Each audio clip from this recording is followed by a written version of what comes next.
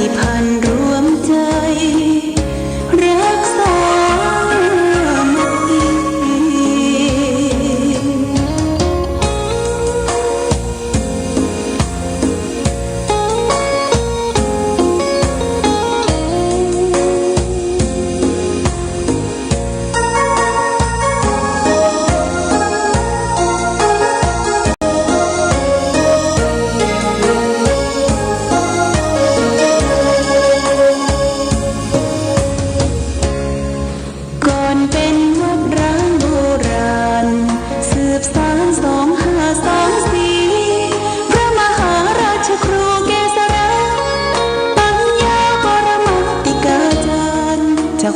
ภัยเชียงใหม่สืบสานเวลาผ่าน131 ปีนานไกลวัดพระบาทอุดมรุ่งเรืองงามตาเจ้าน้อยบุญธรรมสารคาหลวงปวงเชียงใหม่ปกครองหัวเมืองฟ้าทุ่มเทแรงกายแรงใจทุกชาติพันธุ์รวมใจรักษามัค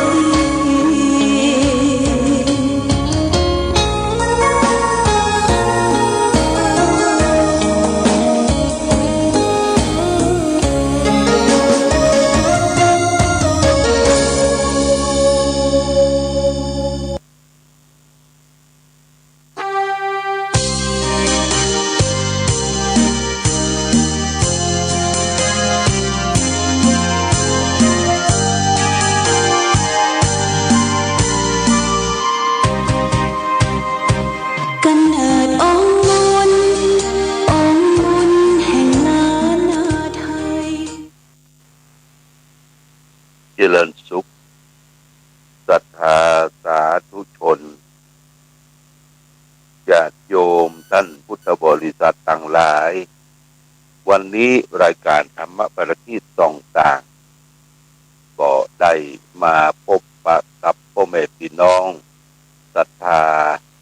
สาธุชนญาติโยมแห่งครั้งหนึ่งวันนี้เป็นวันศุกร์ที่3เดือนกุมภาพันธ์พุทธศักราช2566ซึ่งตรงกับ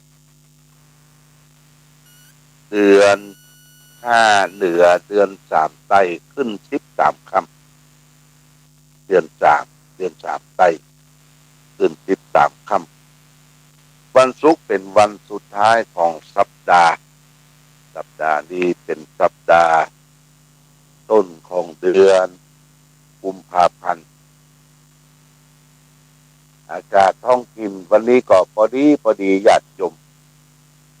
ก็ร้อนกว่าหนาวแต่ว่ากลางวันนี่ก็เริ่มชักจะร้อนขึ้นมาในช่วงนี้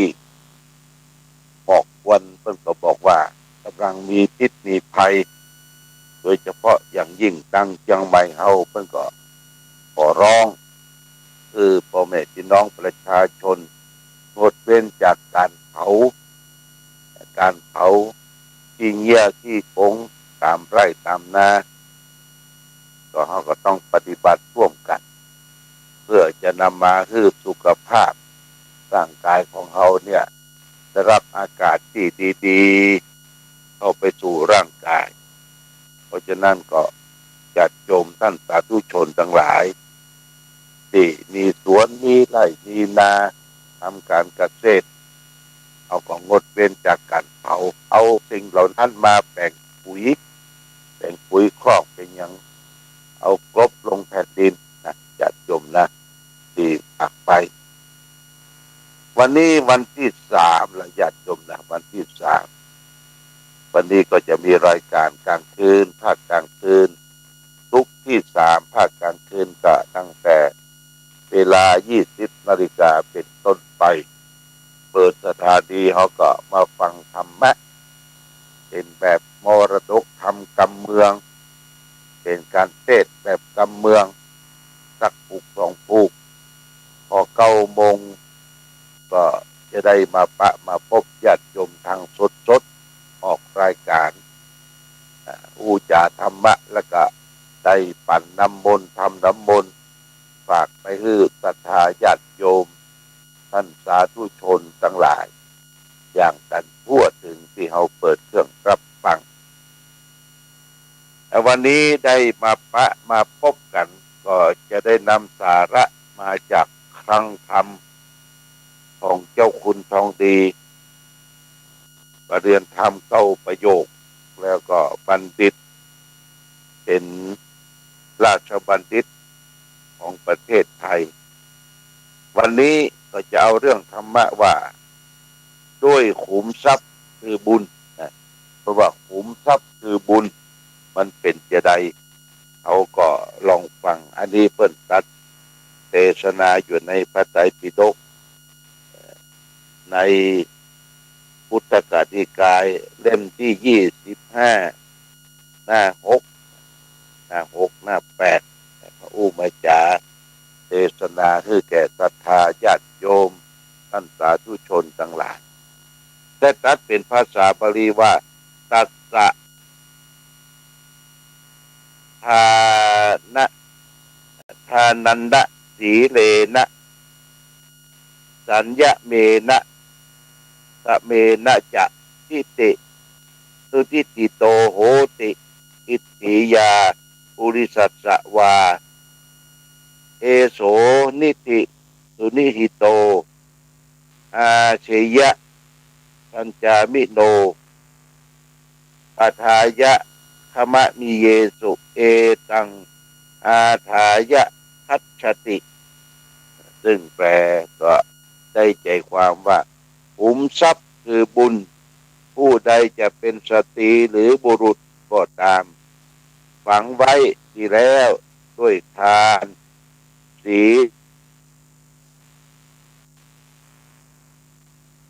ลสำรวมและการฝึกตนไว้ดีแล้วใครๆก็ไม่อาจมาผจญได้เป็นขุมทรัพย์ที่ประเสริฐเป็นขุมทรัพย์ที่ประเสริฐญาติโยมท่านสาธุชนทั้งหลายอันนี้ก็ได้นำเรื่องของขุมทรัพย์คือบุญมามาจาเป็นสิ่งที่นำมาเป็นจองติดตามตนไปได้บรรดาทรัพย์สมบัติบุคคลจะต้องละทิ้งไว้ในยังปรโลกบุคคลจะนำไปได้ก็เพียงขุมทรัพย์คือบุญนี้เท่านั้นเพิ่นก็บอกว่าขุมทรัพย์ที่เราจะต้องเสาะแสวงหาเป็นทรัพย์อริยทรัพย์เป็นที่ประเสริฐที่เสาะแสวงหาอยู่ในโลกนี้ก็ยังติดตามตนตัวเราไปสู่ปรโลกไปหน้าปรโลกไปหน้าแต่ทรัพย์สินเงินทองเข้าของเกี่ยวแหวนแสนสิ่งนั่นก็เพียงแต่เอาไว้อวดเอาไว้โชว์เอาไว้แสดงในภพนี้ชาตินี้แต่งตัวไปอวดโชว์กันแต่ว่าได้ติดตามตนตัวเอาไปในปรโลกในภายหน้าภพหน้าแม้แต่ว่าเขาจะเทียบมือก่อนพ่อจะตายก่อนแม่จะตายโอนมาใส่ใส่คอใส่เล็บใส่แหวนเยอะว่าญาติโยมประกองถอดจิตดังนะเขาก็ฟ้องถอดเลยฟ้องถอดออกว่าถอดมาได้เดี๋ยวคนนั้นจะมาพบและสาวเวลไปแหมเอียมันของเปรียบเทียมไว้เอาจะได้ใจไม่ได้ใจบอกว่าในปรโลกแต่ขุมทรัพย์ที่ประเสริฐที่จะติดตามตัวเข้าไปคือบุญเป็นชื่อของความสุขญาติโยมบุญนี่เป็นชื่อของความสุขการที่จะสำรวมการจะให้เกิดบุญการได้ทำฝังไว้ดีแล้วนี่ก็คือการด้วยการคือทานด้วยการรักษาศีลด้วยการสำรวมทำจิตใจคือภาวนาทานศีลภาวนาเนี่ยเป็นขุมทรัพย์อันยิ่งใหญ่ของมนุษย์โลกที่เราชาวพุทธทั้งหลายพึงจะเสาะแสวงหานำมาใช้ในชีวิตประจำวันการให้ทาน ทานนั้นนักปราชญ์ท่านได้แบ่งเป็นสามนะการให้ทานหนึ่งอามิสทานคือทานด้วยวัตถุสิ่งของนานาต่างๆที่จับต้องได้สัมผัสได้เป็นดอกไม้ธูปเทียนข้าวน้ำปัจจัยต่างๆที่เราได้ฮือตาเนี่ยสามารถที่จะมองหันปัจจัยมองสัมผัสได้นี่คืออามิสทานทานประการที่สองสูงขึ้นมาแห่งคือธรรมทานให้ธรรมะเป็นทานการให้ธรรมะเป็นทานนั้นก็คือการที่ได้ฟังธรรมะได้ขยายธรรมะได้พิมพ์หนังสือหนังหาแจกจ่ายคือคนได้รู้ได้เข้าใจได้นำไปสวดมนต์ไหว้พระนี่คือให้ธรรมะเป็นทานหลวงพ่อได้มาพูดมาอู้ในสถานีนี่ก็ได้คือธรรมะเป็นทานญาติโยมได้ยินได้ฟังว่าธรรมะที่ฟังจากสถานีขึ้นสีขาวก็ตามขึ้นได้ก็ตามแล้วก็ชักชวนให้คนอื่นได้ฟังโดยการชวนซื้อวิทยุมาเปิดมาฟังท่านทั้งหลายก็ได้ขยายออกไปแล้วธรรมะเป็นทานเป็นทานที่ประเสริฐหรือเราเป็นเจ้าภาพในการเทศน์การแสดงธรรมในที่ต่างๆในที่สถานีวิทยุก็ตามส่งเสริมได้บริจาคค่าไฟฟ้าสถานีค่าอินเทอร์เน็ตค่าอย่างต่างๆท่านทั้งหลายก็คือธรรมะเป็นทานที่ประเสริฐกว่าอมิสทานทั้งหลายนะธรรมะเป็นทานนะอันนี้สำคัญและทานและบุญแห่งประการหนึ่งที่บ่ต้องไปลงทุนลงแรงเพราะว่าอามิสทานธรรมทานคือไปภาวนาญาติโยมการภาวนาเนี่ยคือการทำให้เกิดขึ้นมีขึ้นจิตใจของตนเองสงบพบแต่ความสุขอย่างแท้จริงคือการภาวนามีสองอย่างคือสมถะภาวนาและวิปัสสนาภาวนาสมถะคือการเริ่มต้นอย่างญาติโยมเฮาไหว้พระสวดมนต์และนั่งภาวนาหายใจเข้าพุทหายใจออกโทหายใจเข้าท้องพองพองหนอหายใจออกท้องยุบยุบหนอหรือสัมมาอรหังนะมะพะทะอย่างก็ได้นะแต่เพียงจิตใจให้สงบเท่านั้นนะเพียงแต่ทำจิตใจให้สงบนี่ว่าเป็นสมถะเป็นการเริ่มต้นเมื่อจิตใจสงบแล้วเราจะยกจิตใจที่สงบสมถะกรรมฐานขึ้นเป็นวิปัสสนากรรมฐานคือการรู้แจ้งเห็นจริงนะวิปัสสนาที่การรู้เข้าใจในสังขารธรรมธาตุสี่ขันธ์ห้าอย่างต่างๆที่เราแยกออกมาจะบัดติดยึดกับรูปกับนามเนี่ยแยกนามออกนี่โดยใจปัญญาพิจารณาได้ว่าวิปัสสนาภาวนาวิปัสสนากรรมฐานเพราะฉะนั้นญาติโยมการที่เราได้ภาวนาอย่างระยะสั้นนี่เรียกว่าเป็นสมถะเป็นการข่มจิตให้สงบเจ้าอั้นเมื่อจิตเราสงบเราก็ยกจิตของเราเนี่ยขึ้นเป็นวิปัสสนากรรมฐานวิปัสสนาภาวนาให้รู้แจ้งเห็นจริงในกองทุกข์ในกองสังขารก็คือร่างกายจิตใจนะให้รู้แจ้งเห็นจริงในกองทุกข์กองสังขารนี่เรียกว่าการเจริญสมาธิภาวนาสมถกรรมฐานวิปัสสนากรรมฐานเมื่อเราได้ภาวนามันเจือลมหายใจเรานี่ก็เยือกเย็นหายใจเข้าบ่ฮ้อนหายใจเข้าบ่ลุกลนบ่กระวนกระวายเนี่ยจุดประสงค์อย่างนี้นะญาติโยมนะคือการได้ภาวนาเพราะฉะนั้นขุมทรัพย์ที่ว่าเป็นบุญที่จะนำให้เกิดความสุขได้ก็คือโดยการให้ทานการรักษาศีลนี่สำคัญญาติโยมศีลนี่ก็คือการรักษากายวาจาของเราเรียบร้อยว่าฆ่าสัตว์ตัดชีวิตว่าลักเล็กขโมยน้อยยิบโฉยของบุคคลอื่นว่าประพฤติผิดในกาม